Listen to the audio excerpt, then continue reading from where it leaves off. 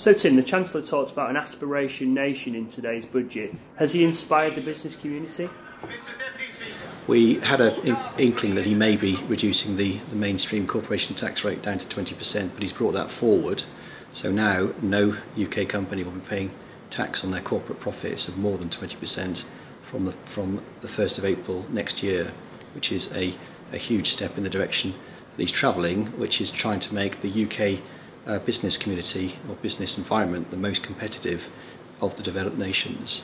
There's one other country that has a 20% tax rate, but apart from them we are now at the bottom of the corporate rate of income of corporate tax.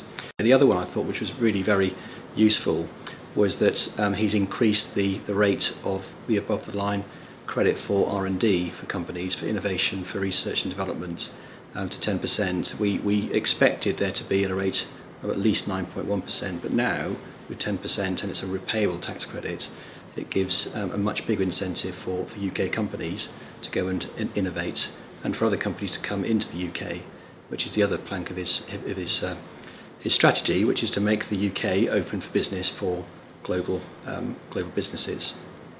That was really very useful. The other thing I think that we saw, which was very helpful, was the employment allowance. So the employment allowance is now a new, unexpected development that he brought out today, which is a £2,000 additional incentive to employ new employees in UK business. So for the small and medium-sized enterprise businesses, that's a really big incentive. It allows them to go into the marketplace for new talent without the burden of paying employers' national insurance contributions upon those salaries. So for me, those are the bigger issues on the business side. And what were your thoughts on the tax avoidance measures announced today?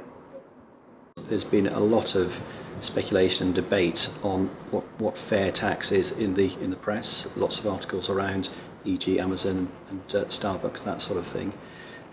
Fair tax is a difficult concept because it creates uncertainty, and it acts in an opposite direction to bringing in inward investment. So if there's uncertainty in the UK tax base, people generally shy away from it. What the Chancellor did do today is he made it quite clear that he wasn't going to be unilaterally bringing rules that changed the UK landscape compared to the other developed nations. And he's now committed to waiting to see what the OECD come back with in connection with the international tax cross-border transactional rules, which is a really good and sensible thing to do.